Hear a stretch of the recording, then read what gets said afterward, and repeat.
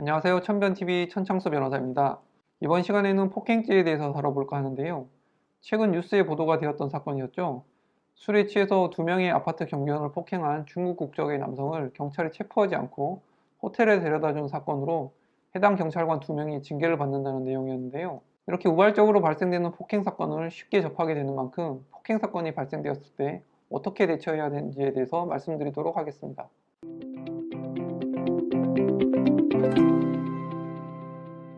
폭행죄는 다른 사람의 신체에 대해 폭행을 가하게 될 경우 성립되는 범죄로 꼭 신체를 때리는 것만이 아닌 멱살을 잡는다거나 머리채를 잡는 행위 또한 폭행죄에 해당될 수 있는데요.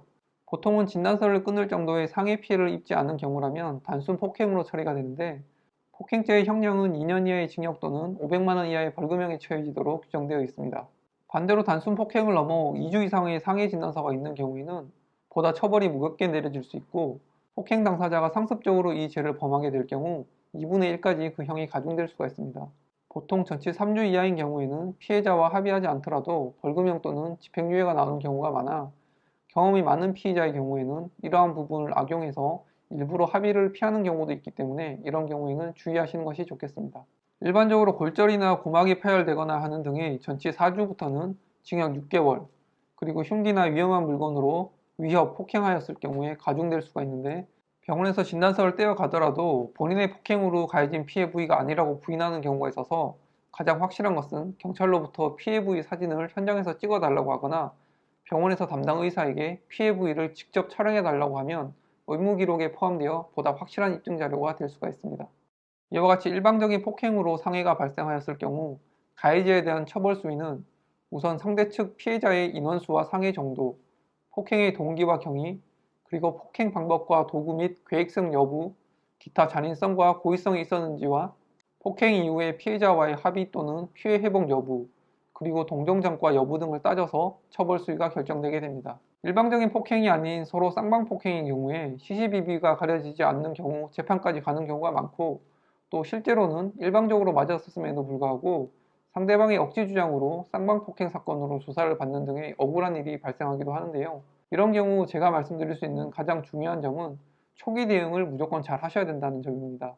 이처럼 쌍방폭행으로 입건되어 조사를 받는 경우 본인 또는 피해를 입은 측에서는 당연히 자신들 입장이 억울하게 폭행을 당하고 상대 측을 저지하는 정도로 생각하여 당연히 피해에 따른 보상이나 상대 측의 처벌이 순탄하게 진행될 것으로 여기고 있다가 억울하게 자신들이 더 가해자 측으로 몰리는 사례가 빈번한데요. 이와 같이 쌍방폭행으로 연행되어 조사를 받을 때 상대 측에서 억지 주장이나 무리한 주장을 펼칠 때에는 형사 전문 변호사와 같은 전문가의 조력을 받아 초기 대응을 하는 것이 중요합니다. 특히나 단순 폭행부터 비슷한 사건 사고들이 비일비재하기 때문에 CCTV나 주요 목격자 및 참고인 조사 등이 이루어지지 않고 일방적인 진술 등으로 조서가 꾸며져서 검찰로 넘어가고 나서 나중에 바로잡아 되돌리기에는 많은 시간과 노력이 들어갈 수밖에 없고 쉽게 사건을 마무리 지을 수 있었음에도 불구하고 정식 재판을 청구하게 되는 일까지 생기게 됩니다. 쌍방폭행인 경우 먼저 때리지만 않으면 정당방위로 인정받을 수 있는 것이 아니기 때문에 해당 폭행 사건에서 상대 측에 대한 자신의 폭행이 방어를 목적으로 한 적극적인 반격이 아닌 소극적인 반격이라는 정당방위로 인정이 되어야 하는 것이 중요하며 상대방에게 모욕적인 언행이나 그에 대응하는 행위를 했을 경우에는 정당방위로 인정받기가 어렵습니다. 폭행죄는 반의사불벌죄로 합의를 하면 처벌을 받지 않기 때문에 일방적으로 폭행을 당한 것이 아닌 서로 쌍방폭행인 경우에는 쌍방 간에 최대한 합의를 하는 것이 처벌을 받지 않는 방법일 것입니다. 다만 소극적인 방어를 했음에도 불구하고 쌍방폭행으로 억울하게 몰렸을 경우에는 혼자서 사건을 해결하기보다는 즉시 형사사건 변호사에게 찾아가셔야만 한다는 점 꼭 명심하시길 바랍니다.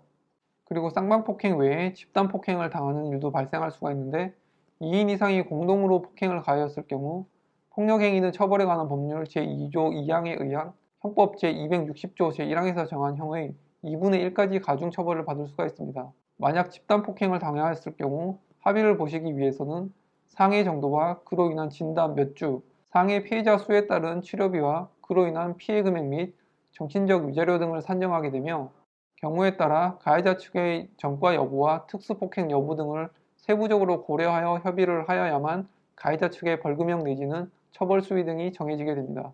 이와 같이 폭행 사건이 발생하게 되면 거의 대부분은 합의를 통해 사건을 종결짓게 되는데 합의금은 그야말로 천차만별입니다. 경험에 비추어 본다면 단순 폭행죄라며 보통 합의금은 1, 200만 원 범위가 적정한 금액이고 특수폭행이나 특수상해, 집단폭행죄, 상습폭행죄 내지는 피해자의 피해 또는 상해 정도가 심할 경우라면 담당 수사관을 통해 합의 의사를 타진해 형사 전문 변호사를 통해 사건을 해결하시는 것이 가장 빠르게 사건을 해결할 수 있는 지름길이라는 점을 말씀드립니다.